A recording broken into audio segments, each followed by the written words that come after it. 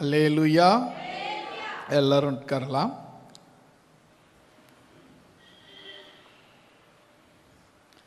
உங்களுக்கு இந்த அதிகாரத்தில் நம்ம என்ன சொல்ல போகிறோன்னு உங்களுக்கு கூடுமானவர்கள் கெட்ச் பண்ணுறீங்க. இப்போ ரொம்ப என்ன செய்தி எடுக்க போகிறன்ற அளவுக்கெல்லாம் நீங்கள் ரொம்ப கண்டுபிடிக்கிற அளவுக்கு முன்னேறி வரீங்க. கர்த்தர் உங்களை ஆசீர்வதிப்பாராக.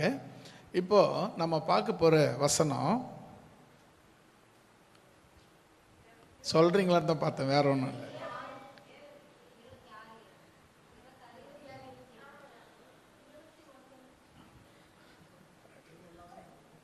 எல்லா வசனம் ஆளுக்கு ஒரு வசனம் சொல்லிட்டீங்கன்னா அதுலேருந்து ஒன்று எடுத்து சொல்லிடலாம். ஆனால் கரெக்டாக சொல்லிட்டீங்க. 27, 28 அதுதான் நம்ம நீங்கள் பார்க்க போகிறோம். இப்போது என்ன விஷயம் அப்படின்னு சொன்னால், இந்த வசனத்தை படிங்களா. 28, 29 சாரி. அப்பொழுது அவர்கள் அவரை நோக்கி, தேவனுக்கு ஏற்ற கிரியைகளை நடப்பிக்கும்படி நாங்கள் என்ன செய்ய வேண்டும் என்றார்கள். இயேசு அவர்களுக்கு பிரதியுத்தரமாக, அவரை கர்த்தராகிய இயேசு கிறிஸ்துவை அனுப்பினவராகிய பிதாவை விசுவாசிப்பதே. ஆமென். அல்லேலூயா சொல்லமா. இப்போ ஜனங்கள் இயேசுவை தேடி வந்தாங்கன்னு பைபிளில் நம்ம படித்தோம். அந்த வசனத்தில் 10 வசனங்களில் படிக்கும்போது அவர்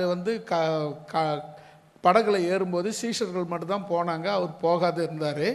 அப்புறம் பார்த்தா அவர் அங்கே இல்லை, அவங்க போய் பார்த்தா அவர் இல்லை. அப்புறம் எப்போ போனார் அப்படின்னு கேட்கும்போது அப்போ சொல்கிறாரு. அதுக்கெல்லாம் பதில் சொல்லிட்டு அவங்க கேட்குறாங்க, ஆண்டவரே, தேவனுக்கு விரும்புகிற மாதிரி, தேவனு விரும்புகிற மாதிரி நாங்கள் கிரியை செய்யணும், வேலை செய்யணும்னா என்ன செய்யணும் அப்படின்னு கேட்குறாங்க. நாங்கள் என்ன செய்யணும், நான் என்ன செய்யணும், நாங்கள் என்ன செய்யணும், இப்போ நீங்கள் என்ன செய்யணும், இதுதான் கேள்வி. இதுதான் இன்றைக்கான செய்தி. நீங்கள் என்ன செய்யணும். இப்போது அவங்க கேட்குறாங்க, நாங்கள் என்ன செய்ய வேண்டும் அப்படின்னு கேள்வி. என்ன செய்ய வேண்டும் அப்படின்னா பதில் சொல்லி ஆகணும்ல. ஏசப்பா பாருங்க, தெளிவாக பதில் சொல்கிறாரு. இயேசு அவர்களுக்கு பதில் சொல்லும் வண்ணமாக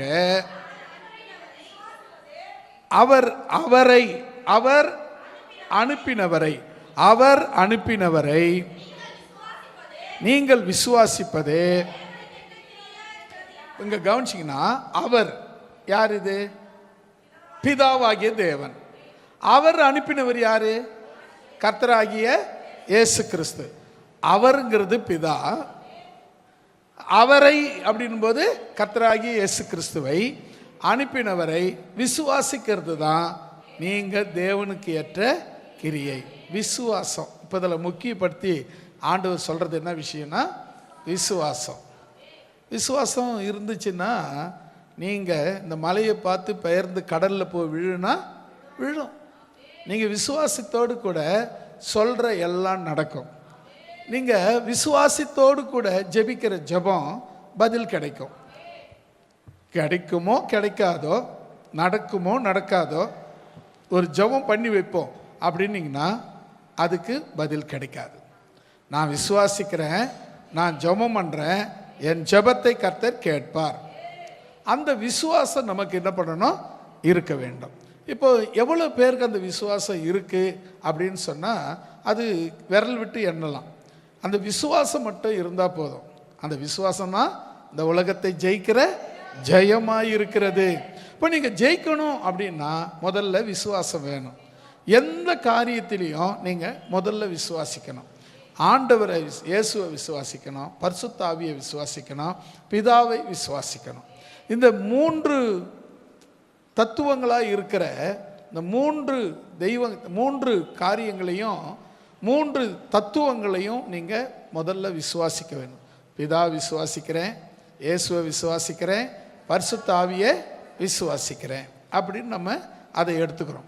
இப்போ பாருங்கள், நான் பிதாவை விசுவாசிக்கிறேன் அப்படின்னா அந்த அன்பை நம்ம பெற்றுக்கொள்கிறோம். இயேசுவை விசுவாசிக்கிறோம் என்று சொன்னால்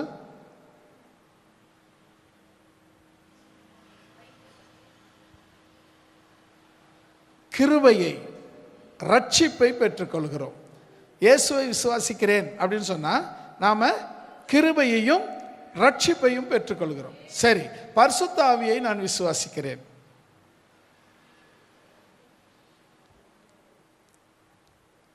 எல்லாரும் இப்படி அமைதியாக இருக்கணும். பரிசுத்த ஆவி விசுவாசிக்கிறேன்னா எல்லாரும் அமைதியாக இருக்க வேண்டும் அப்படி அர்த்தமா? இல்லை. அப்போ என்ன செய்யணும்? அதாவது நான் பிதாவை விசுவாசிக்கிறேன். பிதாவிடத்திலிருந்து நம்ம கற்றுக்கொள்கிறது அன்பு. இயேசுவை விசுவாசிக்கிறேன், அவர்கிட்டத்திலிருந்து கற்றுக்கொள்வது ரட்சிப்பும் கிருபையும். இப்போ பரிசுத்த ஆவியிடத்திலிருந்து கற்றுக்கொள்ள வேண்டியது அன்பு கிடையாது, அது பிதா கிட்ட தான். இல்லை, அபிஷேகம். அல்லேலூயா. ரொம்ப ஈஸியான வார்த்தை உங்கள் மனசில் டக்குன்னு வரமாட்டேங்குது பத்தியா? அபிஷேகம். இந்த அபிஷேகங்கிறது நம்முடைய லைஃப்பில் முக்கியமான ஒரு அம்சம். அதாவது என்னென்னா, நம்ம லைஃப்பில் நம்ம நிறைய பெற்றுக்கொள்கிறோம், நிறைய வாங்குகிறோம், நம்ம கொடுக்குறோம், நிறைய செய்கிறோம். ஆனால் உங்கள் வாழ்க்கையில் ஒரு முறை பரிசுத்த ஆவியானவர் உங்களை சந்தித்தே தீர வேண்டும். அல்லேலூயா. பரிசுத்த ஆவி உங்களிடத்தில் வரும்போது நீங்கள் பலன் அடைவீர்கள். அந்த பலன் வரணும்னா பரிசுத்த ஆவி உங்களுக்குள்ளே இருக்கணும், வரணும். பரிசுத்த ஆவியை சந்திக்காத பட்சத்தில் நீங்கள் அந்த பலனை அடையவே முடியாது. எந்த பலன்? உலகத்தை ஜெயிக்கிற பலன், சாத்தானை ஜெயிக்கிற பலன், சாத்தானை எதிர்க்கிற பலன், உலகத்தை மேற்கொள்ளுகிற பலன், பாவத்தை மேற்கொள்ளுகிற பலன். இது எப்போ வரும்னு சொன்னால் பரிசுத்த ஆவியானவரை நாம் ஏற்றுக்கொள்ளும் போது தான், விசுவாசிக்கும் போது தான் அந்த பரிசுத்த ஆவியினுடைய பலன் நமக்கு வரும். அப்போ அது வரணுமா வரக்கூடாதுன்னா கட்டாயம் வரணும். எவ்வளோ நாளைக்கு நாமளே போராடி போராடி கடைசியை தோற்று போய் பலவீனத்தோட போ அவ்வளோதான். நம்ம சொல்லுவாங்கள்ல, நரி கதை சொல்லுவாங்க. நரி ஒரு திராட்சை தோட்டத்தில் போய் தொங்கிக்கிட்டு இருந்த திராட்சை பழத்தை எக்கி எக்கி பிடிச்சிதான். எட்டாத போயிட்டு அவர் சொல்லிச்சான், சி உன்னை துணை என் பல்லு தான் கூசம் அப்படின்னா, சீச்சின்னு பல்லு கூசம்னு சொல்லிட்டு போயிடுச்சான். காரணம் அதுக்கு எட்டலை. அது மாதிரி நாம் எட்டாத கனியாக பரிசுத்த ஆவியை நாம் யோசிக்கக்கூடாது. நாம் பரிசுத்த ஆவியை பெற்றுக்கொள்ள வேண்டியது அவசியத்திலும் அவசியமாய் இருக்கிறது. அல்லேலூயா. நீங்கள் இன்னைக்கு நான் இந்த வேலை செய்தேன், இந்த வேலை செய்யலை, செய்யாமல் போனால் கூட பரவாயில்லை. ஆனால் உங்கள் வாழ்க்கையில் இயேசுவை ஏற்றுக்கொண்டு ரட்சிக்கப்பட்டு பிதா குமாரன் பரிசுத்த ஆவியின் நாமத்தில் ஞானஸ்தானம் எடுத்து பரிசுத்த ஆவியின் அபிஷேகத்தை பெற்றுக்கொள்ள வேண்டியது அவசியமான ஒன்றாயிருக்கிறது. அல்லேலூயா.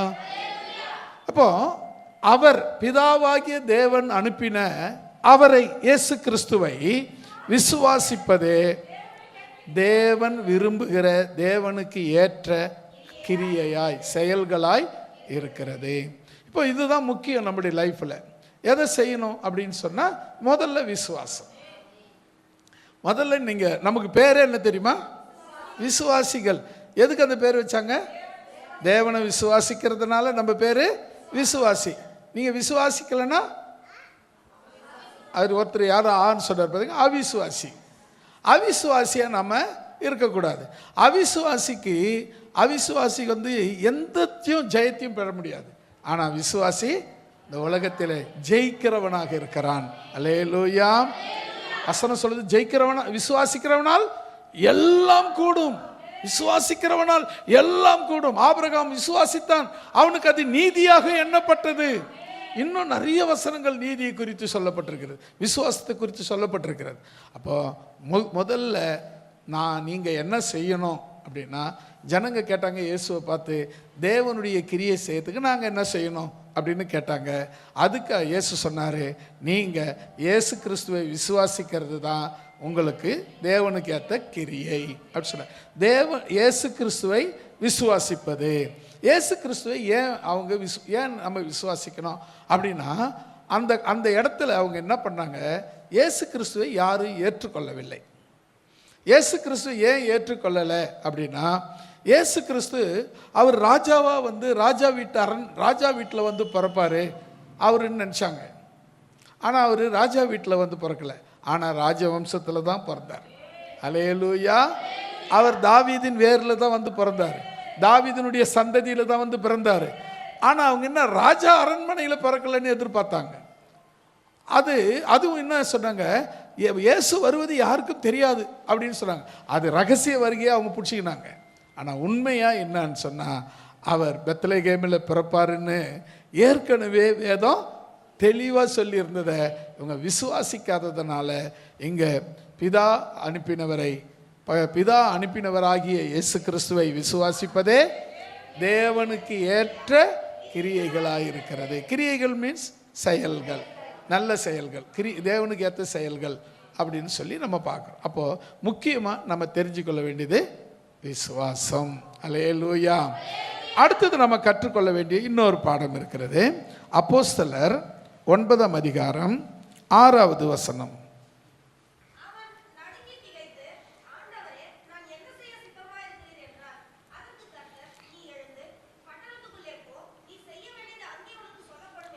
ஆமேன். அல்லேலூயா சொல்லலாமா? இந்த சம்பவம் எல்லாருக்கும் தெரியும். ஏன்னா பவுல் அப்போஸ்தலனை பற்றி தெரியாத ஒருத்தர் என்ன பண்ண முடியாது, விசுவாசியாக இருக்கவே முடியாது. ஏன்னா வேதத்தில் நிறைய புத்தகங்களை நிருபங்களை எழுதுனது நம்முடைய பவுல் அப்போஸ்தலன் தான். அவர் என்னென்ன ஆரம்ப காலங்களில் கிறிஸ்துவை ஏற்றுக்கொண்டவங்களை ரொம்ப துன்பப்படுத்தினார். ரொம்ப அவங்கள வாரில் அடிக்கிறது, அவங்கள ஜெயிலில் போடுறது, அவங்களுக்கு எந்த அளவுக்கு சித்திரவதை பண்ண முடியுமோ அந்த அளவுக்கு சித்திரவதை பண்ணுறது, எவ்வளோ அவங்க கொடுமையை இழைக்க முடியுமோ அந்த அளவுக்கு கொடுமையை இழைக்கிறது, இப்படி பல விதமாக அவங்களுக்கு துன்பத்தை அவர் கொடுத்தார். கொஞ்சம் நெஞ்சம் இல்லை, அளவை மீறி போயிட்டார். அப்போது அவர் என்ன பண்ணார், எருசலேமிலேருந்து தமஸ்குவுக்கு நிருபம் எழுதி வாங்கிட்டு போகிறார்.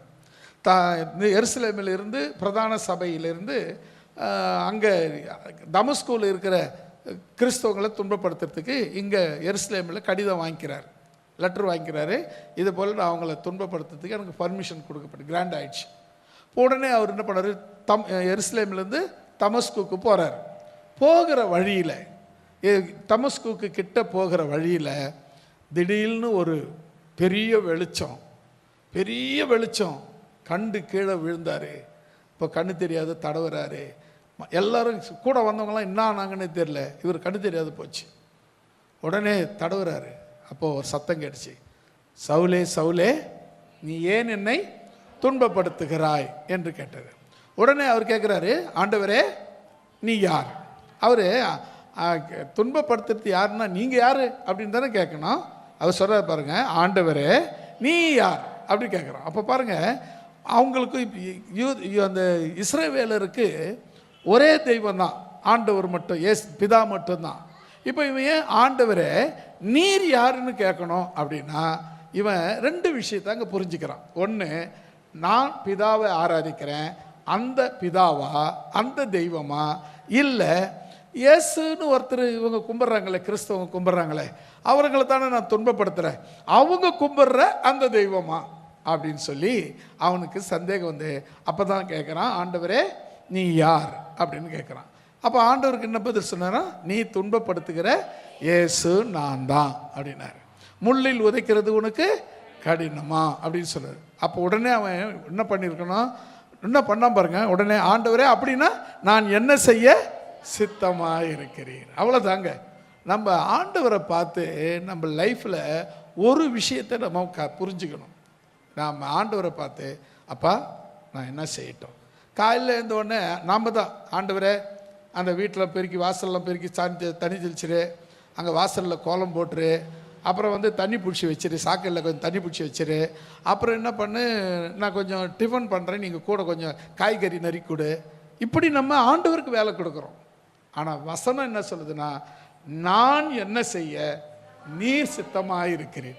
காலையில் எழுந்த உடனே நீங்கள் உங்கள் ஜபம் இதுவாக தான் இருக்கணும். ஆனால் நிறைய பேர் ஜபம், 99 பேர் ஜபம் எப்படின்னா, ஆண்டவரே நான் போகிறேன்பா, ஆண்டவரே நான் அதை செய்கிறேன்பா, ஆண்டவரே நான் அங்கே வரேன்பா, எல்லாம் என் கூட ஓடியாங்க, ஆண்டவரே நான் போகிற முன்னையே போகிறேன்னா நீங்கள் பின்னாலேயே ஓடியாங்க.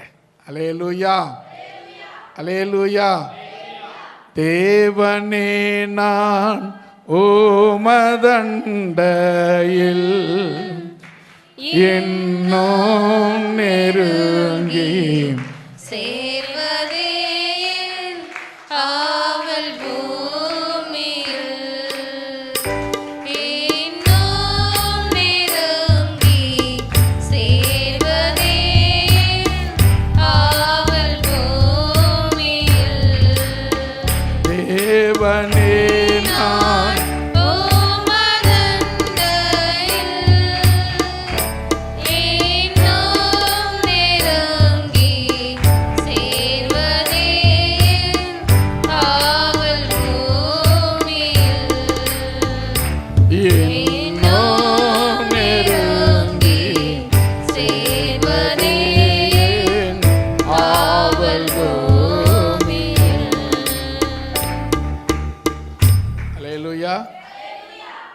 இந்த பாட்டு எதுக்கு சொல்லுங்க பார்க்கலாம்.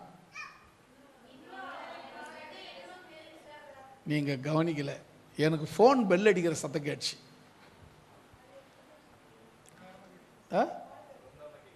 தயவு செய்து ஃபோனை சைலண்டில் போட்டு வச்சுருக்கேன். ஆண்டவரை மிஞ்சினது இது கிடையாது. இப்போ உங்களுக்கு ஃபோன் பண்ணுறாங்களே, அவங்க ஆண்டவருக்கு விட பெரியவங்க கிடையாது. அப்புறம் போய் பேசுறதுனால உங்கள் வரப்போகிற கோடிக்கணக்கான சொத்து நின்றுட்டு போகிறது கிடையாது. வரப்போகிற ஒரு கிலோ தங்கம் வயலே நின்று போட போகிறது கிடையாது. இல்லை அமெரிக்காவிலேருந்து வர்ற பார்சல் நின்று போகிறது கிடையாது. தேவன் உனக்கு நியமிச்சது நிச்சயம் வரும். ஃபோனை எடுத்துக்கணும் அவசரமாக ஓடி பேசுறது, ஃபோனை எடுத்துக்கின்னு போய் அப்படியே தூக்கின்னு ஓடுறது, இந்த தயவு செய்து இந்த வேலை சபையில் இருக்கவே கூடாது. யாராக இருந்தாலும், எங்கள் வீட்டில் சேர்ந்தவங்களாக இருந்தாலும், யாராக இருந்தாலும் ஆண்டவர் சமூகத்தில் ஃபோன் பெல்லு அடிக்கவே கூடாது. அப்போ ஃபோனு பார்க்கலாமா? பாரு, யாரும் ஒன்று வேணான்னாங்க. அதுக்குரிய பலன் திட்டமாக வரும். அதையும் வாங்கிக்க. இதையும் பாரு, வர்றதையும் வாங்கிக்க. ஏன்னா நீ மீறி ஃபோனு தான் பார்ப்பேன் அப்படின்னா தேவனை விட ஃபோனு முக்கியம்னு நினைக்கிற. அப்போ ஆண்டவர் என்ன பண்ணுவார்? என்னை விட அது முக்கியமா அப்படின்னு சொல்லி தலை மேலே ஒன்று கொடுப்பாரு. தலை தொங்கி போட அப்படி. அதுக்கு தேவையா? தேவனை விட எதுவும் முக்கியம் இல்லை. ஆமாம் தானே?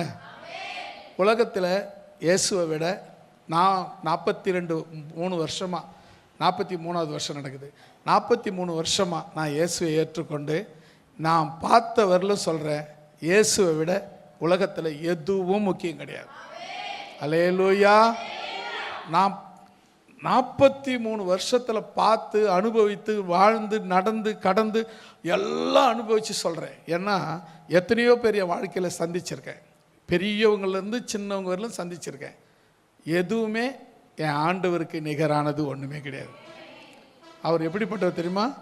நிகரே இல்லாத சர்வேசா, திகழும் ஒளி பிரகாசா, துதி பாடிட இயேசுநாதா, 10,000 நாவுகள் போதா, நிகரே இல்லாத சர்வேசா, திகழும் ஒளி பிரகாசா, துதி பாடிட இயேசுநாதா, 10,000 நாவுகள் போதா.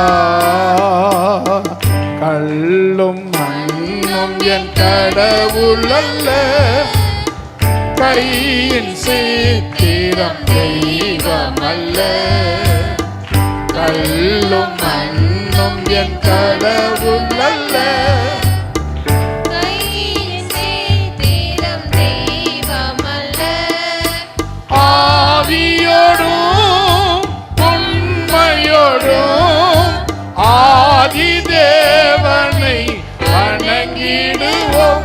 நிகரே இல்லாத சர்வேசா, திகழும் ஒளி பிரகாசா, துதி பாடிட இயேசுநாதா, 10,000 நாவுகள் போதா.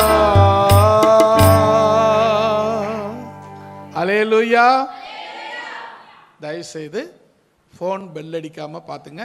ஃபோன் யூஸ் பண்ணவே பண்ணாதீங்க. ஏன்னா அது என்ன தப்பானா, ஆமாம் தேவனை விட அது முக்கியம்னு நீங்கள் கருதுகிற மாதிரி ஆகிடும்.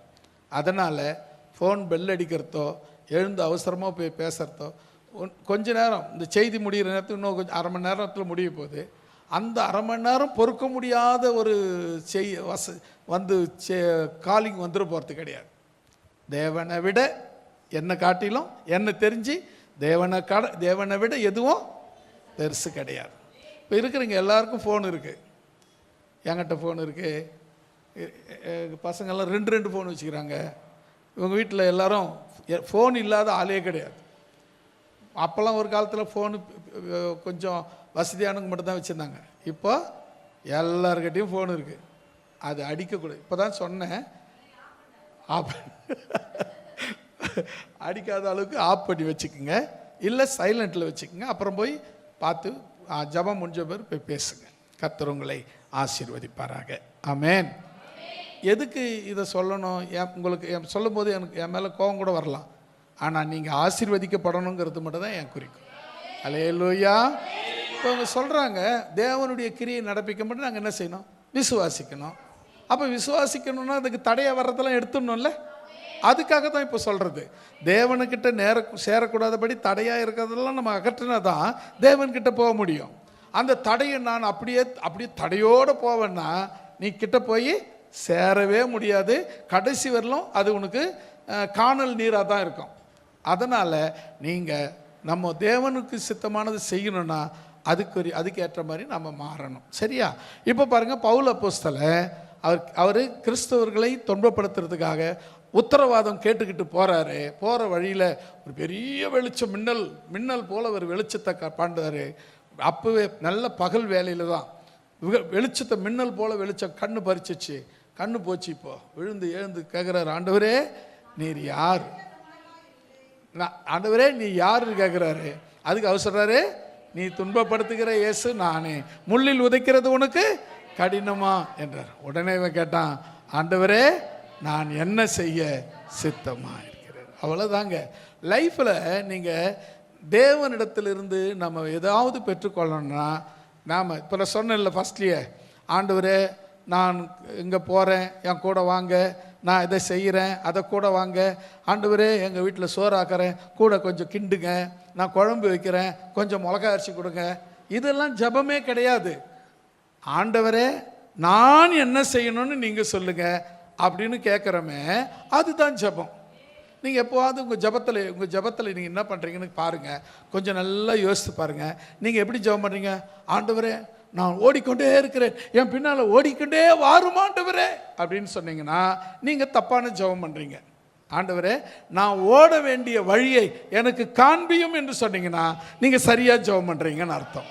இப்போ நான் ஓடுறேன், என் பின்னாலேயே வாரும் ஆண்டவரே, நான் கடந்து போகிறேன், என்னை தொடர்ந்து வாரும் அப்படின்னு ஜெபம் பண்ணா தப்பான ஜெபம். ஆண்டவரே நான் கடந்து போக வேண்டிய பாதை எனக்கு காட்டும் என்று ஜெபம் பண்ணும்போது அது சரியான ஜெபமாக இருக்கிறது. அல்லேலூயா. அவரை நீங்கள் என்ன நினைக்கிறீங்க? பின்னாடியே ஓடி வர்றதுக்கு அவர் உனக்கு முன்னே செல்ல வேண்டும். ஒரு பக்தா அப்படித்தானே பாடினாரு, இயேசு ராஜா முன்னே செல்கிறார், ஓசன்னா கீதம் பாடுவோம். இயேசு ராஜா முன்னே செல்கிறார், ஓசன்னா கீதம் பாடுவோம். வேகம் சென்றிடுவோம்.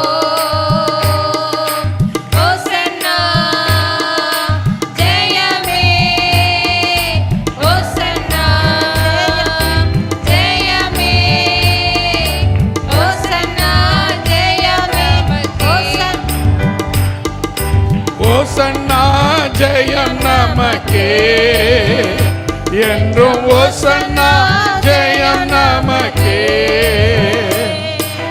அல்லேலூயா துதி மகிமை என்றும் அல்லேலூயா துதி மகிமை.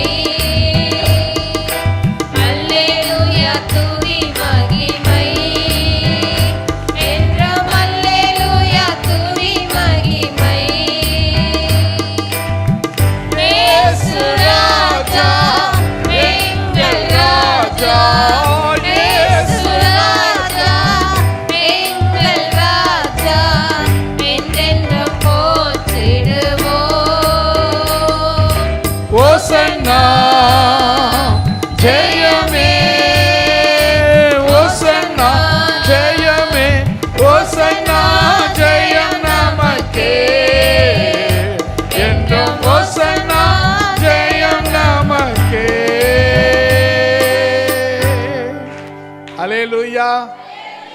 இயேசு ராஜா பின்னால வரக்கூடாது.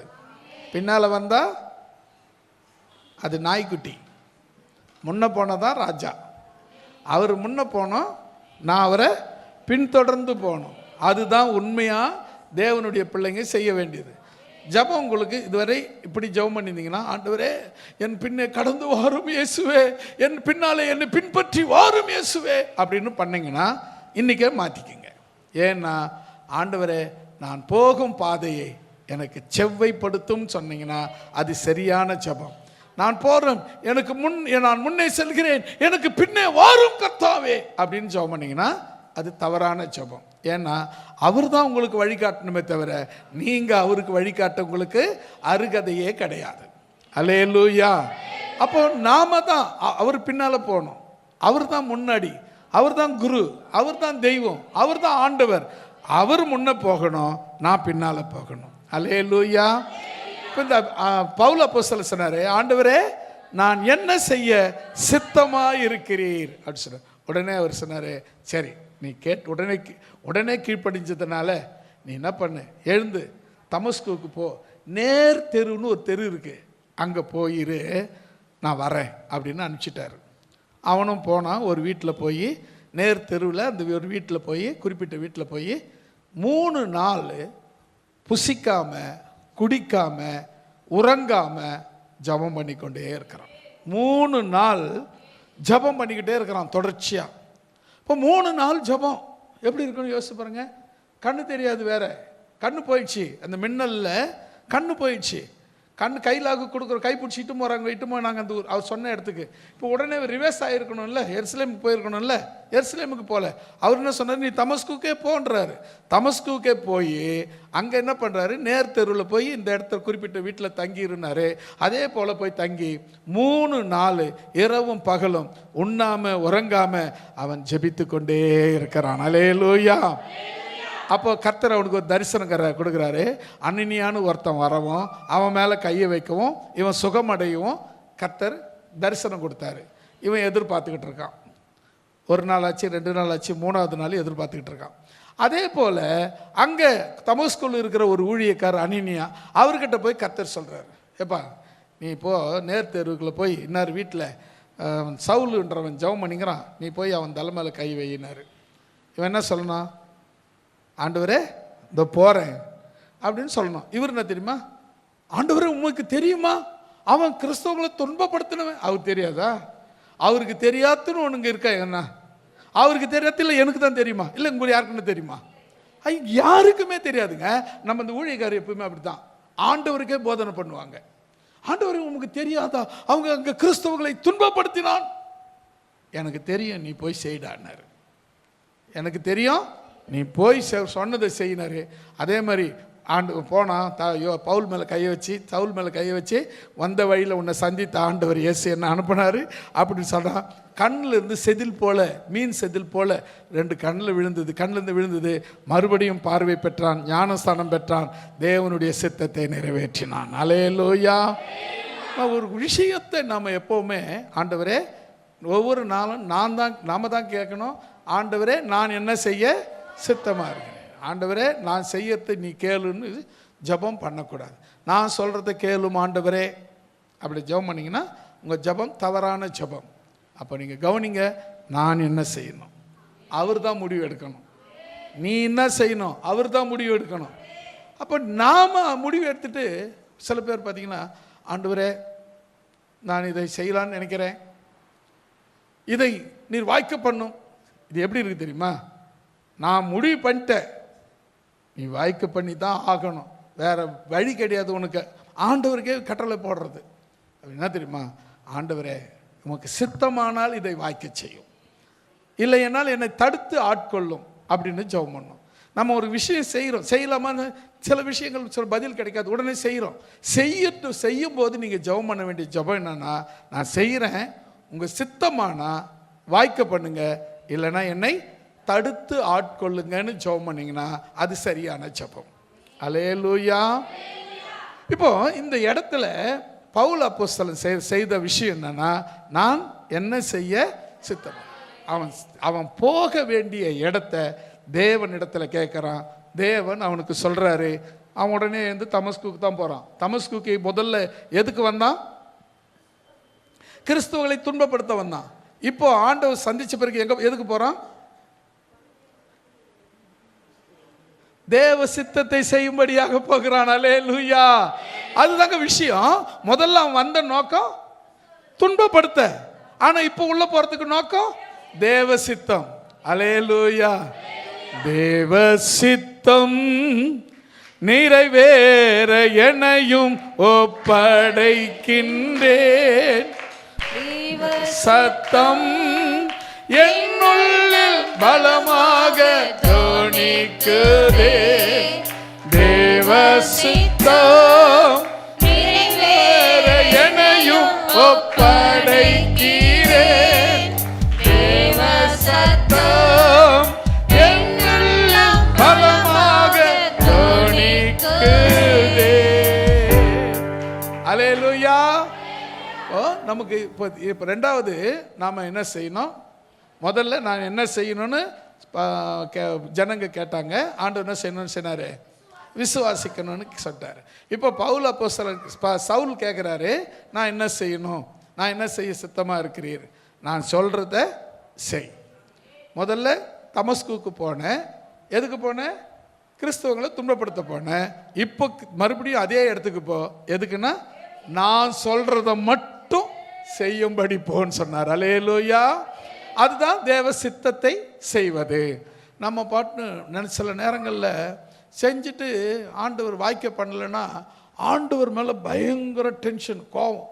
நம்ம அப்படி கோபமாகிற என்னத்தை ஆண்டவருக்கு ஜெபம் பண்ணி கோயிலுக்கு போய் சர்ச்சுக்கு போய் காணி கொடுத்து ஜெபம் பண்ணி தசமம் கொடுத்து அதை கொடுத்து இதை கொடுத்து என்ன பிரயோஜனம்?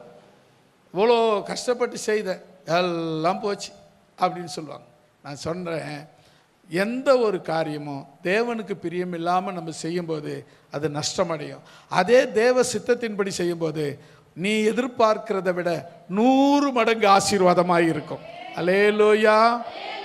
நிறைய பேர் என் வாழ்க்கையில் நான் நிறைய பேருடைய சாட்சியை சொல்ல முடியும். நிறைய பேர் கண் கூட பார்த்த சாட்சியெலாம் இருக்குது. நம்ம ட்ரெயினில் போனவங்களுக்கு தெரியும். சேத்பட்டு ரயில் நிலையம் பக்கத்தில் ஒரு டவர் இருக்குது. பெரிய டவர், 13-14 அடுக்கு டவர். அப்போவே பெரிய டவர். அதுதான் எல்ஐசிக்கு எடுத்தது. அதுதான் டவர். எல்ஐசி தான் பெரிய பில்டிங். 14, இது 13. பெரிய டவர். அப்போ அந்த காலத்தில் அந்த டவரு எல்ஐசிக்கு அடுத்து பெரிய டவர்னால் பார்த்துங்க எவ்வளோ பெரிய ஆள் அப்படின்னு. அவர் சாதாரணமாக படிச்சுட்டு வேலை கிடைக்காம, வேலை இல்லாமல், இன்ஜினியருக்கு படிச்சுட்டு வேலை இல்லாமல் கஷ்டப்பட்டு கடைசியில் சென்னைக்கு வந்து கிடைச்ச வேலையெல்லாம் செய்து இயேசுவை ஏற்றுக்கொண்டு அதுக்கு பிறகு தேவன் படிப்படியாக உயர்த்தி ஆரம்பித்தார். அப்புறம் ஜெபம் பண்ணார். ஆண்டவரே, நான் என்ன செய்ய சித்தமாக இருக்கிறீர் அப்படின்னு சொல்லி ஜெபம் பண்ண ஆரம்பித்தார். அவருக்கு ஒரு சின்ன வேலை, சின்னதாக ஒரு இந்த பாத்ரூம் கட்டுற கான்ட்ராக்ட் கிடச்சிது. அது மூலமாக பெரிய கான்ட்ராக்டுகளை எடுத்து வேலை செய்து சேத்பட்டில் இருக்கிற கிரேசி டவர் போல் ராயப்பேட்டையிலும் ஒரு பெரிய டவர் கட்டி 2 டவர். இப்போ நான் பார்த்தது ஒரு 20 வருஷத்துக்கு முன்னே சொல்கிறேன். அதுக்கப்புறம் இப்போ எத்தனை டவர் வச்சுக்கிறாருன்னு எனக்கு தெரியாது. ஒரு சாதாரணமான நிலைமையில் இருந்தது. அவர் பண்ண ஜெபம், ஆண்டவரே நான் என்ன செய்யட்டும்னு நீங்கள் விரும்புகிறீங்கன்னு சொன்னார். அவர் கர்த்தர் விருப்பப்படி செய்தார். சாதாரணமாக அங்கேருந்து திருநெல்வேலியிலேருந்து சென்னைக்கு வர்றதுக்கு பஸ் ஃபேர், ட்ரெயின் ஃபேர் கூட கிடையாது. அப்படிப்பட்ட ஆள் 20 வருஷத்துக்கு முன்னே நான் பார்க்கும்போது சென்னையில், அதுவும் சேத்பட்டு ரொம்ப ரிச்சான ஏரியா, ராயப்பேட்டை ரொம்ப ரிச்சான ஏரியா. அதாவது அந்த இடத்தெல்லாம் இடம் வாங்கிறதே கஷ்டம். அப்படிப்பட்ட இடத்துல 13 அடுக்கு 2, இங்கே ஒரு பில்டிங் அங்கே ஒரு பில்டிங், 13 அடுக்கில் டவர் கட்டி அந்த டவரில் மூலமாக அவர் ஆசீர்வாதத்தை பெற்றுக்கொண்டார். அல்லேலூயா. இப்போ யோசித்து பாருங்க. அப்போ ஆண்டவர் ஆசீர்வதிக்கிறாரா இல்லையா? ஆசீர்வதிக்கிறார். எப்படி இருந்தால் ஆசீர்வதிக்கிறார்? நீங்கள் சொல்லும் ஆண்டவரே நான் செய்கிறேன்னு சொல்லி சித்தத்துக்கு நாம் ஒப்பு கொடுக்கும்போது நான் என்ன செய்யணும்னு நீங்கள் கேட்கணுமே தவிர நான் செய்கிறதை நீர் வாய்க்க பண்ணணும்னு சொல்லக்கூடாது. அல்லேலூயா. மூன்றாவதாக அதில் இன்னொரு வசனம் கூட நம்ம படிச்சிடலாம். அப்போஸ்தலர் 9ஆம் அதிகாரம் 18, 15, 16வது வசனத்தை கூட நம்ம அதை பார்க்கலாம்.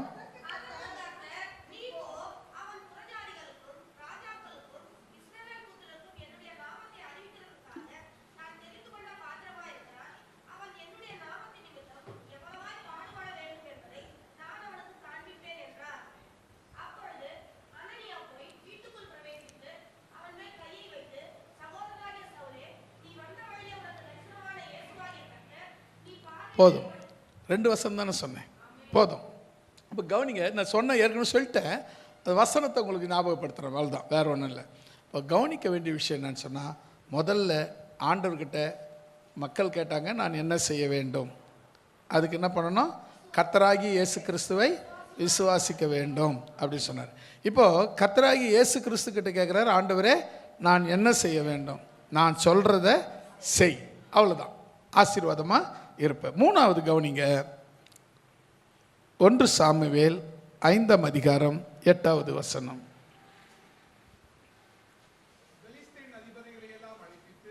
பெலிஸ்தியரின் அதிபதிகளை எல்லாம் அழைப்பித்து தங்கள் அண்டையிலே கூடி வர செய்து இஸ்ரவேலின் தேவனுடைய பெட்டியை நாம் என்ன செய்ய வேண்டும் என்று கேட்டார்கள். அவர்கள் இஸ்ரவேலின் தேவனுடைய பெட்டியை காத் பட்டணம் வரை எடுத்து சுற்றி கொண்டு போக வேண்டும் என்றார்கள். அப்படியே எடுத்துக்கொண்டு போனார்கள். அடுத்தது பாருங்க, இன்னொரு வசனம் கூட 6ஆம் அதிகாரம் 2வது வசனம். பூஜாசாரிகளையும்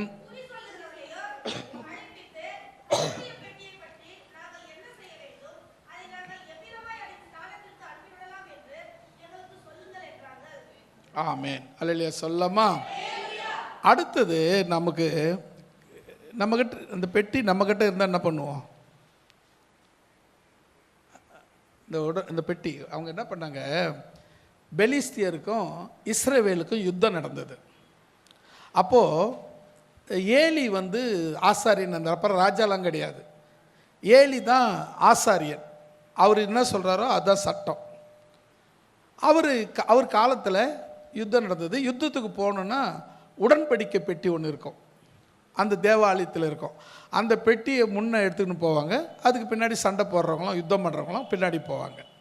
இப்போ இங்கே போன பிறகு என்னாச்சுன்னா, யுத்தம் பலமாக நடந்து இஸ்ரவேலில் நிறைய பேர் செத்துட்டாங்க. பெட்டியை பெலிஸ்தியர் எடுத்து போயிட்டாங்க. பெலிஸ்தியர் பெட்டியை எடுத்து போன நாளிலிருந்து அவங்களுக்கு மூல வியாதி வந்துடுச்சு. இந்த பெட்டி, உடன்படிக்கை பெட்டி அங்கே போனதுலேருந்து என்ன வந்தது? மூல வியாதினால ரொம்ப கஷ்டப்படுறாங்க. அவன் உட்கார கூட கஷ்டப்படுறான். எல்லாருக்கும், சின்னவங்கலேருந்து பெரியவங்க வரல, எல்லாரும் மூல வியாதியில் பாதிக்கப்பட்டாங்க. அப்போ உடனே அவங்க என்ன பண்ணுறாங்க, இந்த பெட்டியை நான் என்ன செய்யணும்? முதல்ல கேட்குறாங்க, ஒருத்தர் இப்படி இந்த பெட்டி நாங்கள் என்ன செய்யணும், இதை மறுபடியும் அனுப்பிடணும், நாங்கள் என்ன செய்யணும் அப்படின்னு கேட்குறாங்க. அதுக்கப்புறம் சூனியக்காரர், மந்திரக்காரர் எல்லாரையும் கூப்பிட்டு வச்சு, ஞானிகள் எல்லாரையும் கூப்பிட்டு வச்சு, இந்த பெட்டி நாங்கள் என்ன செய்யணும் அப்படின்னு கேட்குறாங்க. என்ன செய்யணும் அப்படின்னா நம்ம அதுக்குரிய பதில் நமக்கு கிடைக்கும். இப்போ இன்றைக்கி பாருங்கள், அந்த பெட்டி நம்மக்கிட்ட இருந்தால் நீங்களும் அந்த என்ன செய்வீங்க?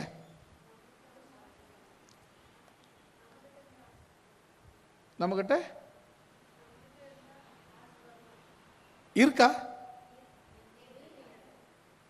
இருக்கா? அதுதான் நீங்கள் வைத்திருக்கிற கர்த்தருடைய வேதம், பைபிள். அந்த பெட்டி அப்போது அவங்க பெரிய பெட்டியாக வச்சு அதை பொன் தகுட்டால் மூடி, அதுக்குள்ளே 2 கொம்பு சாத்தி தூக்கிற மாதிரி வச்சு, அதுக்குள்ளே 10 கற்பனை அடங்கிய கற்பலகை வச்சு, அதுக்குள்ளே மண்ணா வச்சு, இது எல்லாம் ஆரோனுடைய துளிர்த்த கோல் வச்சு எல்லாம் வச்சு அது பத்திரப்படுத்தி வச்சுருந்தாங்க. இப்போவும் அந்த ஆசீர்வாத் ஆரோன் துளிர்த்த கோல் இந்த பைபிளில் இருக்குது. அந்த மன்னா இந்த பைபிளில் இருக்குது, அந்த தூப கலசம் இந்த பைபிளில் இருக்குது, எல்லாமே இந்த பைபிள். இதுதான் உடன்படிக்கை பெட்டி. இந்த உடன்படிக்கை பெட்டி நீங்கள் பரிசுத்தமாக அனுசரித்தா அது உங்கள் வீட்டுக்கு ஆசீர்வாதமாக இருக்கும்.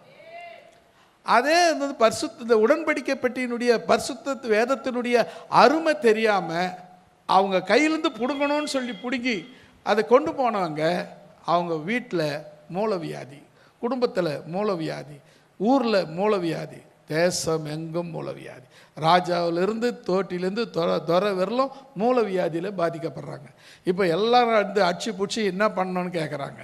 ஏன்னா இந்த தேவனுடைய பெட்டி நம்மக்கிட்ட இருந்தால் நாம் இன்னும் நசுங்கி போயிடுவோம் அப்படின்னு சொல்லிட்டு கேட்குறாங்க. அதுக்கு அவங்களுக்கான பதில் கிடைக்குது. என்ன பதில் கிடைக்குது பாருங்கள். சொல்லிட்டோம்ல, அந்த வசனம் படிச்சு அதை படிச்சாச்சு. அதாவது என்ன பதில் கிடைக்குது அப்படின்னு சொன்னால், அவங்க என்ன பண்ணுறாங்க, கரவல் பசுக்களை 2 பிடிச்சி, ஒரு வண்டி பூட்டாத மாடு 2 கரவல் பசுவை பிடிச்சி அதை ஒரு வண்டியில் வச்சு, அதை வண்டி எப்பவுமே வண்டியில் பூட்டி இருக்கக்கூடாது, அந்த மாடு அதை வச்சு அந்த தேசத்தின் பக்கமாக திருப்பி விட்டணும். அது போய்கினே இருக்கணும். அது போய் சேர்ற இடம் அந்த தேசத்து எல்லைக்கு போய் சேர்ந்துடும். பழக்கமே இல்லாத மாடு வண்டியில் போகுமானா போகாது. பழக்கமே இல்லாத மாடு, ஒன்று நல்லா கேட்டுக்குங்க, பழக்கமே இல்லாத மாடு வண்டியில் போகாது. 2வது, அங்கேயே முறுக்கின்னு தான் கிடக்குமே தவிர, அப்படியே பூட்டி விட்டாங்கனாலும் அங்கேயே முறுக்கின்னு தாறுமாறாக போகும். ஆனால் இந்த மாடு பாருங்க, பூட்டி விட்ட உடனே தேவ சித்தத்தை நிறைவேற்றுகிறது. அந்த உடன்படிக்கை பெட்டி இப்போ நேராக இந்த இஸ்ரவேல் தேசத்தை நோக்கி ஒரு குறிப்பிட்ட இடத்துக்கு வந்த உடனே இஸ்ரவேல் ஜனங்க அதை பார்த்து அதை இறக்கி ஒரு இடத்துல பத்திரமா வைக்கிறாங்க. பின்பு ராஜாவுக்கு அந்த காலத்துக்கு அப்புறம் ராஜாவுக்கு அறிவிக்கப்பட்டது. அப்புறம் வந்து அவர் ராஜா வந்து தாவீது ராஜா காலமாயிடுச்சு. அவர் வந்து எடுத்து போகிறதுக்கு பார்த்தாரு, அங்கே உசியா செத்து போயிடுறான். அதனால் என்ன பண்ணுறாரு, திரும்பி அதை ஏபேத் ஓதோம் வீட்டில் வச்சுட்டு போயிடுறாங்க. ஏபேத் ஓதோம் வீட்டில் ஓபேத் ஏதோம் வீட்டில் 3 மாதம் இருந்தது. அவன் ஆசீர்வாதமாக இருந்தான். உடனே என்ன பண்ணாங்க, அந்த பெட்டியை எருசலேமுக்கு எடுத்துன்னு போனாங்க. அல்லேலூயா. இப்போ உங்களுக்கு தெரியணும்னு சொன்னால், இந்த உடன்படிக்கை பெட்டி எப்படி நீங்கள், அதாவது உங்கள் கையில் இருக்கிற வேதத்தை நீங்கள் எந்த அளவுக்கு கனப்படுத்துகிறீங்களோ அந்த அளவுக்கு நீங்கள் ஆசீர்வாதமாக இருப்பீங்க. ஏன் தெரியுமா? அதில் தான் தேவன் உங்களுக்கு எழுதி வச்சிருக்கிற உயில், வாக்கு தத்தம், ஆசீர்வாதம், நன்மை, வியாதிக்குரிய வியாதிக்குரிய மருந்து எல்லாமே அந்த உடன்படிக்கை பெட்டியில் தான் இருக்குது. அப்போ இதை நீங்கள் சரியாக பயன்படுத்தணும். ஓபேத் ஏதோம் சரியாக பயன்படுத்தினாரு. 3 மாதம் அவர் வீட்டில் இருந்தது. 3 மாதமாக அந்த வீடு ஆசீர்வாதமாக இருக்குது. பயங்கர ஆசீர்வாதமாக இருக்குது. தாவீது ராஜா கிட்ட போய் சொல்கிறாங்க, ஓபேத் ஏதோ வீடு ஆசீர்வாதமாக இருக்குது. அப்போது அங்கே எகிப்தியர் வீடு எல்லாம் மூலவியாதியில் அவஸ்தை, பெலிஸ்தியர் மூலவியாதியில் அவஸ்தைப்படுறான். அங்கேருந்து வந்து ஓபேத் ஏதோ வீடு ஆசீர்வாதமாக இருக்குது. காரணம் என்னன்னா, அவங்க அந்த உடன்படிக்கை பெட்டியை மதிக்க தெரியாமல் அவங்க ஆலயம் கோவிலாகிய தாகோன் சிலைக்கு கீழே கொண்டு போய் வச்சாங்க. அந்த தாகோன் சிலை இடிந்தது, மூலவியாதி வந்தது. அதே ஓபேத் ஏதோம் வீட்டுக்கு வந்தது. அவன் அந்த உடன்படிக்கை பெட்டிக்குரிய மரியாதை. இப்போ அதை விசுவாசிக்கிட்ட ஒரு பைபிள் கொடுத்தா அந்த பைபிள் எப்படி இருக்கும்? விசுவாசிக்காத ஒருத்தர்கிட்ட பைபிள் கொடுத்தா எப்படி இருக்கும் அப்படின்னா, 10 புத்தகத்தோடு இது ஒரு புத்தகமாக வைப்பாங்க. விசுவாசிக்க இதைத்தான் உயிராக வைப்பாங்க. அல்லேலூயா. இதுதான் வித்தியாசம். அதனால் என்ன பண்ணார், ஓபேத் ஏதோமை கர்த்தர் ஆசீர்வதித்தார். பெலிஸ்தியருக்கு மூலவியாதியை கொடுத்து வாதித்தார். அப்போ இந்த உடன்படிக்கப்பட்டினா வேதத்துக்கு உரிய கணத்தை நாம் செய்ய வேண்டும். 3வது நம்ம செய்ய வேண்டியது வேதத்துக்குரிய கணம். சில பேர் எடுத்து போய் வந்து சர்ச்சுக்கு வரும்போது தட்டிக்கிட்டு எடுத்துன்னு வருவாங்க. அதோட அடுத்த ஞாயிற்றுக்கிழமை ஒரு பழமொழி சொல்லுவாங்களே, புருஷனை பார்த்தா தாலி ஞாபகம் வருன்றாங்களே, அது மாதிரி அந்த மாதிரி சில இடத்துல ஐயோ எஸ் பைபிள் அப்படின்னு ஞாபகம் வரும். அப்படிலாம் இல்லாமல் எப்போவும் இரவும் பகலும் அதே நோக்கமாக அவரே நோக்கமாக நீங்கள் வாழ்ந்தீங்கன்னு சொன்னால் உங்கள் வீடு ஆசீர்வாதமாக இருக்கும். ஓபேத் ஏதோமின் வீட்டை அந்த வேத உடன்படிக்கை பெட்டி இருந்த 3 மாதமும் கர்த்தர் எப்படி ஆசீர்வதித்தாரோ அதே போல் உங்களையும் உங்கள் குடும்பத்தையும் ஆசீர்வாதம். சில பேர் பைபிள் எடுத்து வாசிப்பாங்க, எங்கன்னா தூக்கி வச்சுட்டு வாங்க, குழந்தை அது மேலே ஏறி நிற்கும். என் மேலே ஏறக்கூடாது, அவள் தான் அது திரும்பி ஏறி நின்றுன்னு தான் இருக்கும். அது மேலே குழந்தை பைபிள் எடுத்து கிழிக்கவும் பார்த்துடுச்சின்னு பல்ல காமிச்சிட்டு இருப்பாங்க. மேலே பிரித்து வச்சுட்டு உட்காந்துருப்பாங்க, அது மேலே ஏறி இது இப்படி ஆடி இருக்கும். இதெல்லாம் என்ன விஷயம்னா பெலிஸ்தியருடைய குணம், அவங்க குணம் தான். அப்போ உங்கள் வீட்டுக்கு என்ன வரும்? ஆமாங்க, மூலவியாதி தான் வரும். அதே நேரத்தில் நீங்கள் அந்த வேதத்துக்கு கொடுக்க வேண்டிய கனத்தையும் மரியாதையும் கொடுப்பேன்னா ஓபேத் ஏதோம் வீட்டுக்கு வந்த ஆசீர்வாதம் உன் வீட்டுக்கு வரும். அல்லேலூயா. அதுதான் நம்ம 3வது செய்ய வேண்டியது. முதல், தேவனுக்கு ஏற்ற கிரியை செய்யணும்னா கர்த்தராகிய இயேசு கிறிஸ்துவை விசுவாசிக்க வேண்டும். 2வது, தேவனுடைய சித்தத்தை செய்யணும். 3வது, தேவனுடைய வேதத்துக்கு கொடுக்க வேண்டிய கனத்தையும் மரியாதையும் நாம் கொடுக்க வேண்டும். அல்லேலூயா. 4வது, 2 ராஜாக்கள் 4ஆம் அதிகாரம் 2லிருந்து 6 வரை.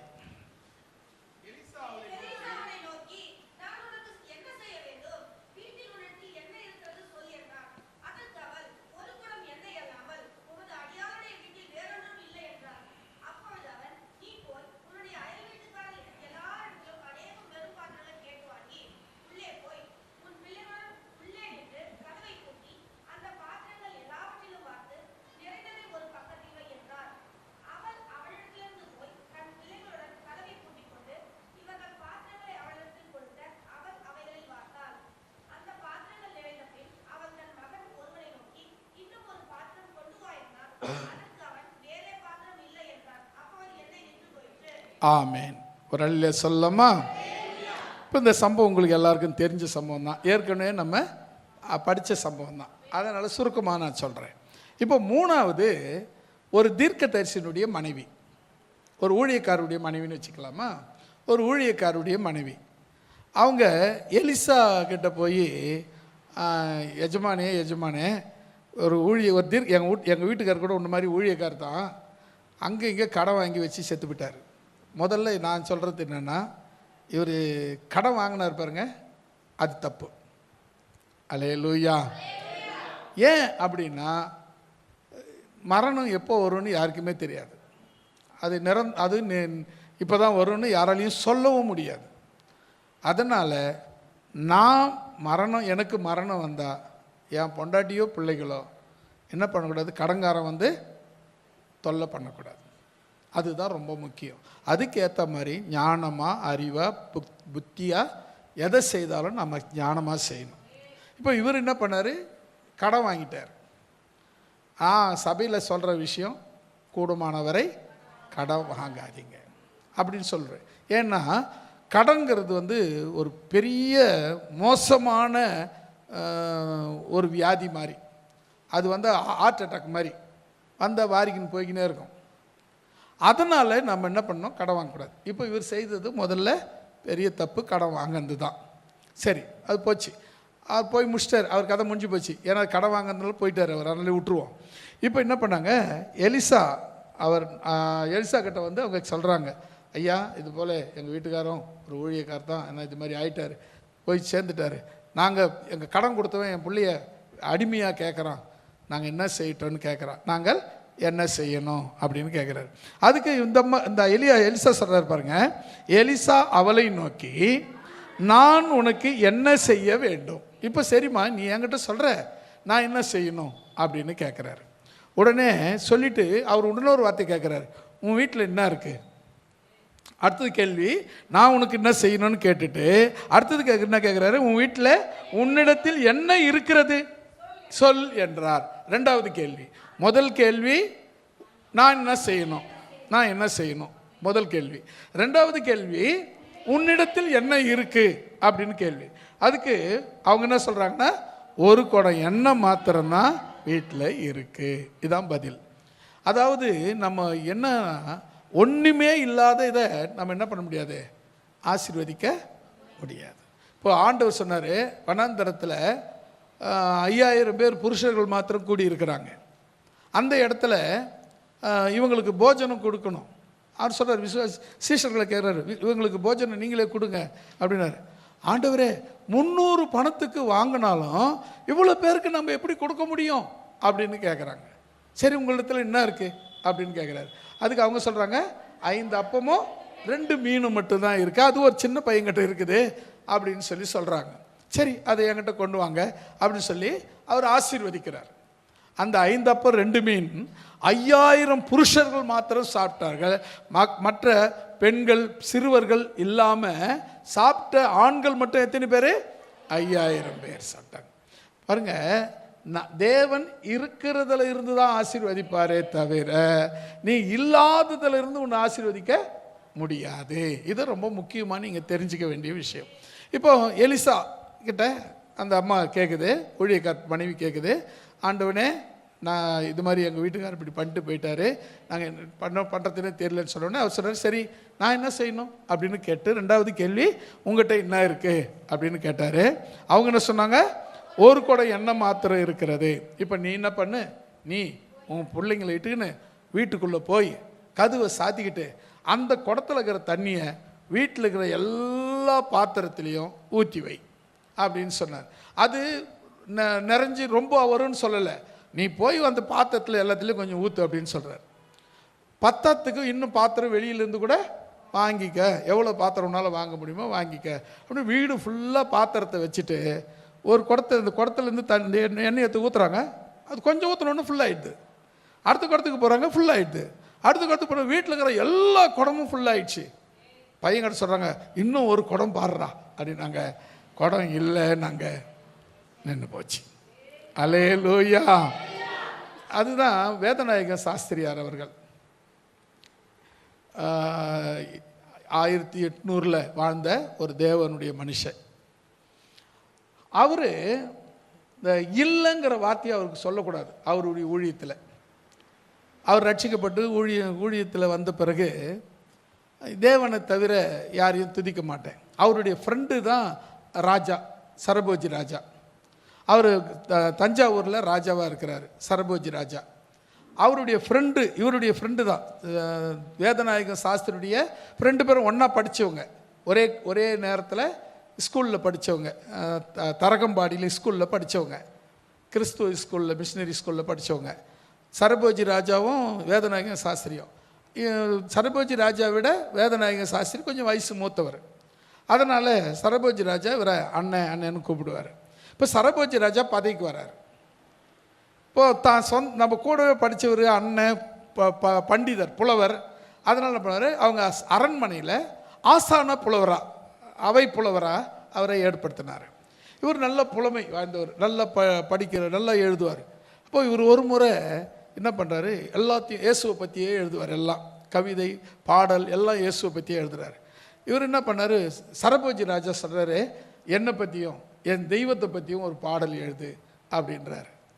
இவருக்கு வந்துட்டு வீட்டில் ரொம்ப டென்ஷன் ஆகிறாரு. அப்புறம் பாட்டு எழுதுறாரு, ஒரு பாட்டு எழுதுறாரு.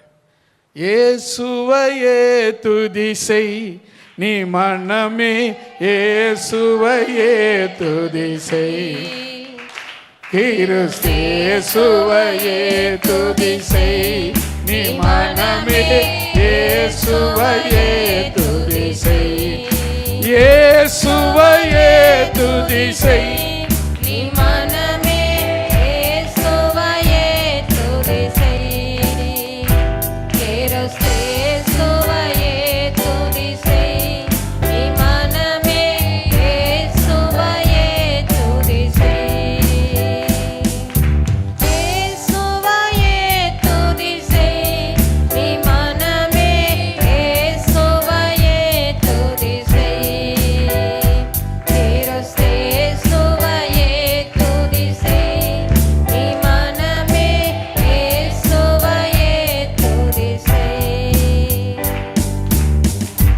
பாட்டு எழுதி எடுத்தும் போய் ராஜா கிட்ட பாடி காமிக்கிறாரு. என்னன்னு? இயேசுவையே துதி செய் மனமே இயேசுவை சொல்லிட்டு அவர் பதவியை ராஜினாமா பண்ணிட்டு வந்துடுறார்.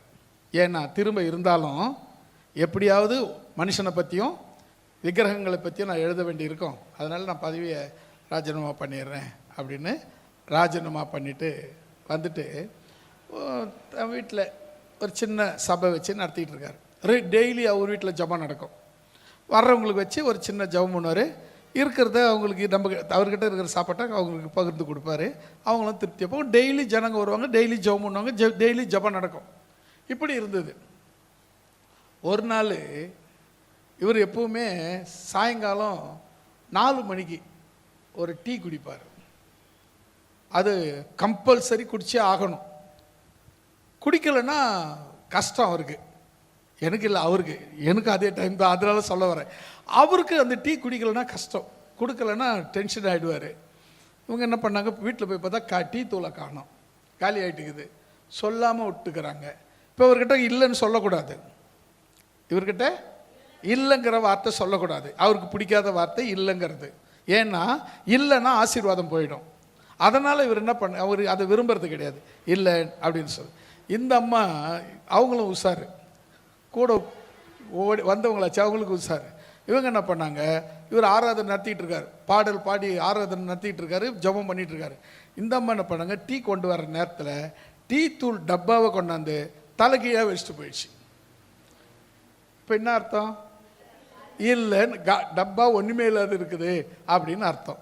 இவர் என்ன பண்ணார், உடனே டப்பாவை எடுத்து தூக்கி ஆண்டவரை பார்த்து பாட்டு பாடிக்கினே ஆண்டவரை நோக்கி பார்க்குறாரு.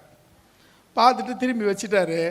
வச்சு அந்த பாட்டு பாடினுக்கிறாரு. ஒருத்தன் அவர் வாசல்னு ஒருத்தன் ரொம்ப நேரமாக நின்றுங்கிறான்.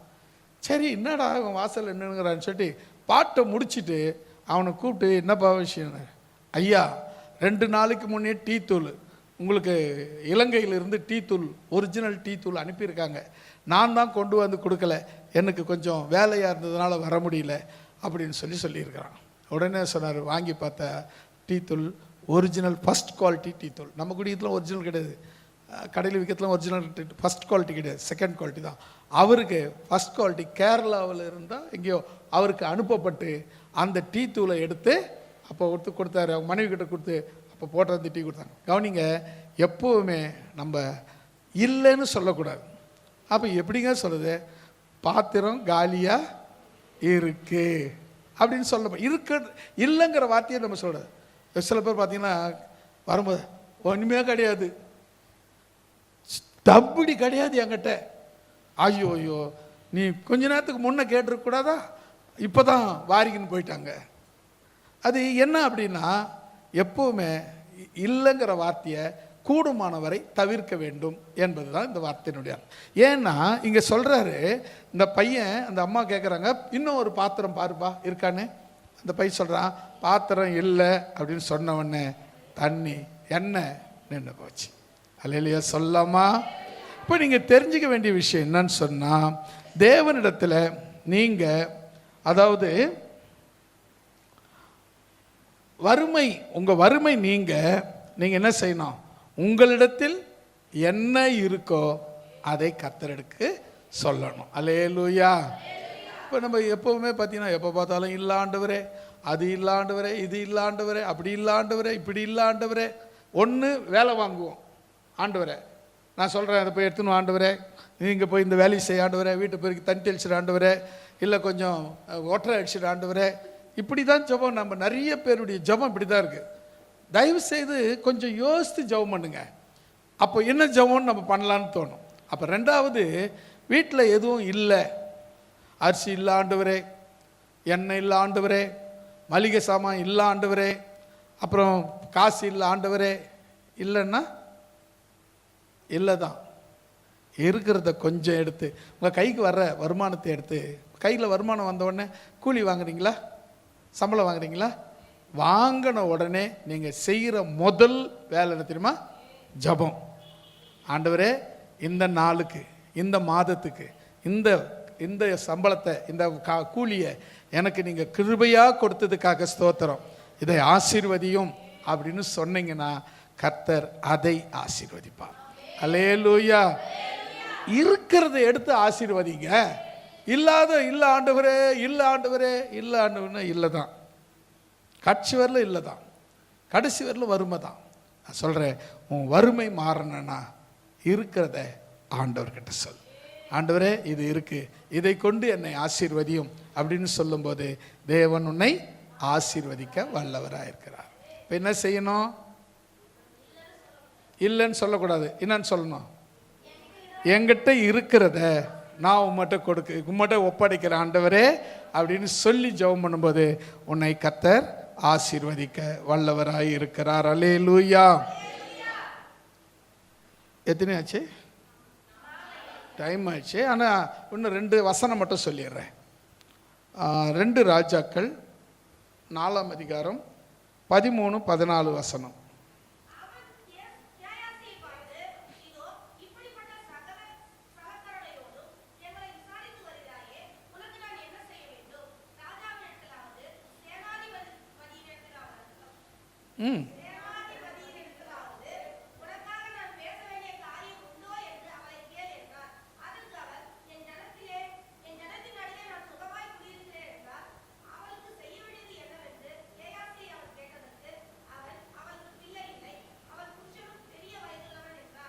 ஆமென். அல்லேலூயா.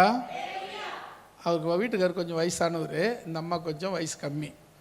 அவங்களுக்கு இந்த அம்மா என்ன பண்ணாங்கன்னா, ஊழியக்காரர் அதாவது எலிசா வந்தார்னா ரொம்ப அதை என்ன வசனம், இந்த வசனத்தை பாருங்களேன், சகல சலக்கரணையோடு. அப்போ அவர் எப்படி விசாரிச்சிருக்காங்க பாருங்க. அப்படி விசாரிப்பாங்களாம், அப்படி நடத்துவாங்களாம். அவங்க வீட்டுக்கு மேலேயே ஒரு மாடி மேலே ஒரு வீடு கட்டி, ரூம் கட்டி அவர் தங்குவதற்கான வசதியை ஏற்படுத்தி கொடுத்தாங்களாம். அப்படி சலக்கரை. உடனே அந்த ஊழியக்காரர் கேட்டார், ஏம்மா ராஜா கிட்ட எதனா பேசணுமா, உனக்காக சேனாதிபதி கிட்ட எதனா பேசணுமா, ஏதாவது நான் சிபாரிசு பண்ண வேண்டியது இருக்கா அப்படின்னு கேட்குறாரு. அவங்க சொல்கிறாங்க, இல்லை என் ஜனத்தார் மத்தியில் நான் சுகமாக இருக்கிறேன், ரொம்ப சந்தோஷமாக இருக்கிறேன், மகிழ்ச்சியாக இருக்கிறேன் அப்படின்னு சொன்னாங்க. உடனே அவர் என்ன பண்ணார், அவருக்கு என்ன பண்ணுறாங்கன்னா, ஊழியக்காரனை எலிசா அவங்க ஊழியக்காரனை கேட்குறாரு, எப்பா அவங்களுக்கு என்ன செய்யணுமா சொல்லுப்பா செய்யலாம் அப்படின்னும் போது அவங்க சொல்கிறாங்க, அவர் சொல்கிறார், சொல்கிறாரு, ஐயா அவங்களுக்கு குழந்தை இல்லை, இந்த அம்மாவுக்கு குழந்தை இல்லை, அவங்க வீட்டுக்கு கொஞ்சம் வயசானவர், அதனால் குழந்தை இல்லை அப்படின்னு சொல்கிறார். உடனே கர்த்தர் அந்த எலியா அவருக்கு குழந்தை பெறும்படியான ஆசீர்வாதத்தை கொடுக்கிறார். இப்போது இப்படி சலக்கரணையோடு விசாரிக்கிற அவங்கள பார்த்து உனக்கு என்ன வேணும்னு கேட்குறாரு. அவங்க எதுவும் வேணும்னு சொல்லலை, ஆனாலும் தேவையை அறிந்து தேவன் புத்திர பாக்கியத்தை கொடுக்கிறார். அல்லேலூயா. அடுத்ததாக யோவான் 1ஆம் அதிகாரம் 11-12 வசனம்.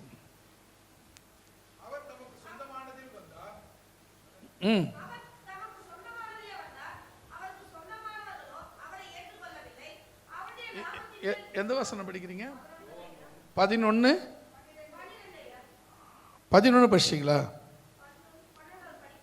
சாரி, நான் சொன்னதே தப்பா சொன்னேன். யோனா 1ஆம் அதிகாரம் 11வது வசனத்திலிருந்து 15வது வசனம் வரை. அவ்வளவும் படிக்க வேணாம், முதல் வசனத்தை மட்டும் படிங்க.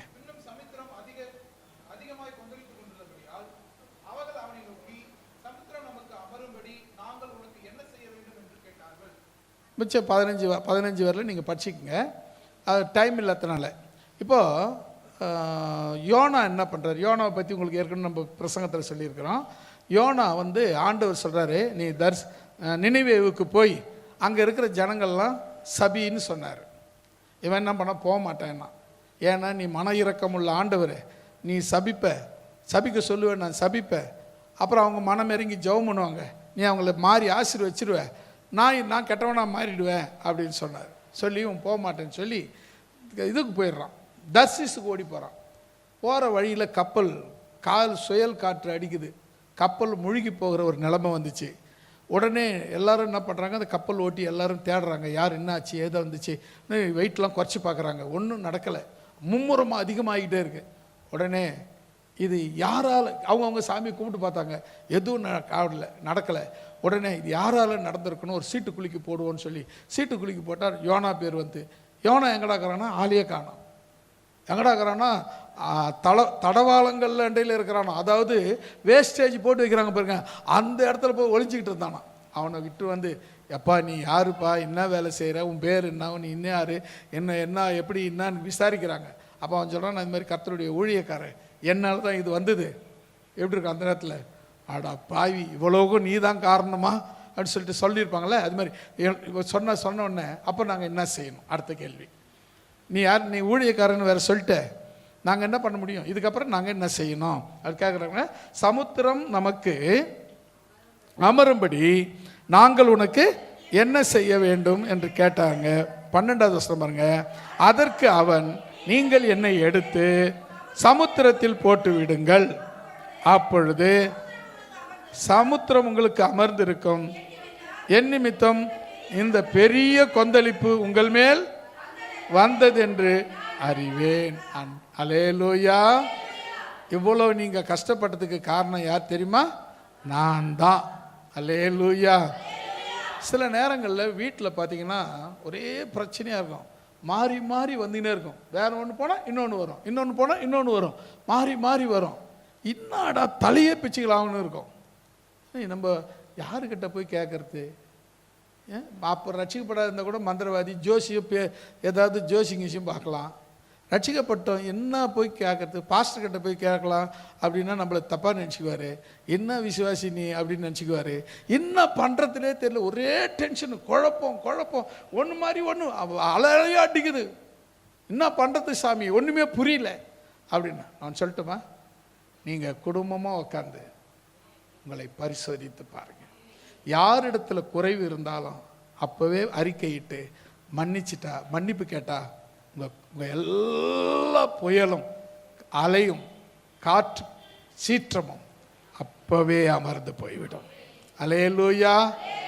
நிறைய பேர் இதை நம்புறதே கிடையாது. நான் உங்களுக்கு சொல்கிறேன், நீங்கள் விசுவாசிக்கிறவங்களா இருந்தால் குடும்பத்தில் ஒன்று பின்னால் பிரச்சனை ஒன்று ஒன்றா வந்துங்குது.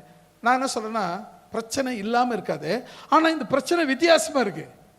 எனக்கு வர வேண்டிய பிரச்சனை இல்லை, ரட்சிக்கப்படாதவங்களுக்கு வர வேண்டிய பிரச்சனை எனக்கு வந்துங்குது. ஒன்று பின்னால் ஒன்று வந்துக்கிட்டே இருக்குது.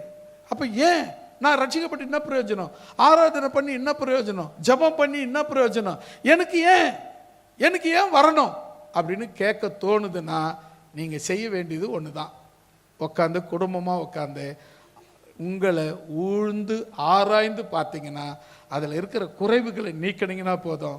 அந்த குறைவை தூக்கி கடலில் போட்டுருங்க, கடல் அமர்ந்துடும். நீங்கள் சுகமாக உங்கள் பயணம் தொடரும். கர்த்தர் உங்களை ஆசீர்வதிப்பார். அல்லேலூயா.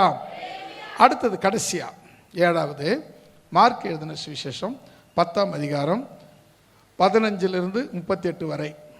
ஆனால் எல்லாத்தையும் வாசிக்க வேணாம், ஒரு முதல் 15 வாசிங்க, 35 வாசிங்க. 10ஆம் அதிகாரம் 35வது வசனம். 35, 36, 37, 38 படிக்கணும். முதல்ல நீங்கள் 35 படிங்க.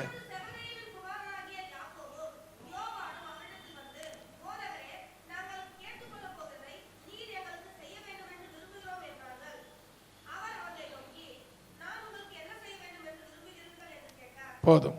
இங்கே சீஷர்கள் 2 பேர், யாக்கோபும் யோவானும்.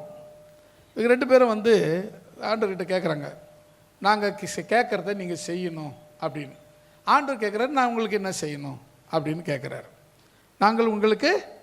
நான் உங்களுக்கு என்ன செய்ய வேண்டும் என்று விரும்புகிறீர்கள் என்று கேட்டார். அதுக்கு அவங்க, உமது மகிமையில் படிங்க, எங்களில் ஒருவன் உமது வலது பார்சத்திலும் இடது பார்சத்திலும் உட்கார்ந்து இருக்கும்படி எங்களுக்கு அருள் செய்ய வேண்டும் என்றார்கள். அப்புறம் அவர் கேட்குறாரு, நீங்கள் கேட்குறது உங்களுக்கு தெரியுமா அப்படின்னு கேட்குறாரு. அப்போது தேவனுடைய என் பிதாவின் சித்தம் இல்லாமல் யாரும் என் பக்கத்தில் அமர முடியாது அப்படின்றார். இப்போ என்ன விஷயம்னா, இயேசு கிறிஸ்துக்கிட்ட கேட்குறாங்க, நான் ஆண்டவரே உங்கள் வலது பக்கத்தில் இடது பக்கத்தில் இருக்கணும் அப்படின்னா, அப்போ நீங்கள் என்ன செய்யணுன்ட்டு அவர் ஒரு பதில் சொல்கிறார். அதுக்கு அடுத்த வசனம் பாருங்களேன்.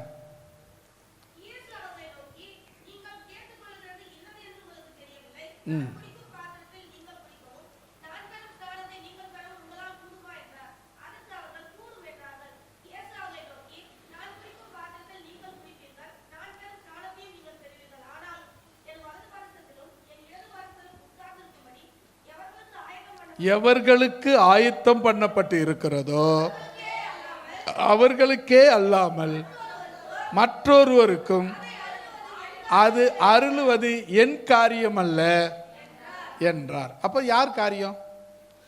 இயேசு பக்கத்தில் உட்காரணுங்க. நீங்கள் இயேசு பக்கத்தில் உட்காரணும். யார்கிட்ட போய் கேட்கறது? பிதா சித்தத்தை நீங்கள் அறிஞ்சிங்கன்னா இயேசு பக்கத்தில் உட்கார முடியும். இல்லைன்னா இயேசு பக்கம் கூட உங்களால் போக முடியாது. சில பேர் இயேசு இயேசு இயேசு இயேசு, பிதாவும் கிடையாது பரிசுத்தாவியும் கிடையாது. சில பேர் பிதாவே பிதாவே பிதாவேன்னுவாங்க, இயேசுவும் கிடையாது பரிசுத்தாவியும் கிடையாது. சில பேர் ஆவியானவர் ஆவியானவர் ஆவியானவர். நான் சொல்லட்டுமா, 3 பேரும் ஒன்று தான். அதனால் ஒன்றை விட்டு ஒன்று ஏன் நீங்கள் பண்ணணும்? ஒரு அருமையாக பாட்டு ஒன்று இருக்குல்ல, சரி அப்புறம் மறந்துச்சு, அப்புறம் படிக்கலாம். இப்போ கவனிக்க வேண்டியது, இயேசு சொன்னார் நான் என்ன செய்ய வேண்டும் என்று கேட்டார். அதுக்கு நாங்கள் வலது பக்கத்தில் இடது பக்கத்தில் உட்காரணும்னு சொல்கிறதுக்கு, அது அவர் சித்தத்தின்படி யார் செய்கிறாங்களோ அவங்களுக்கு இது அருளப்படும் என்றார். அல்லேலூயா. இப்போ நம்ம 7 காரியங்களை பார்த்தோம். ஆமென். என்னென்ன சொல்லுங்க பார்க்கலாம். கர்த்தராகிய இயேசு கிறிஸ்துவை விசுவாசிக்க வேண்டும். 2வது தேவ சித்தத்தை அறிந்து அதை செய்ய வேண்டும். 3வது கொடுக்க வேண்டும். 4வது வறுமை நீங்க என்ன செய்யணும் அப்படின்னா அதை சொல்லி ஆண்டவர்கிட்ட கேட்கணும். அடுத்தது 5வது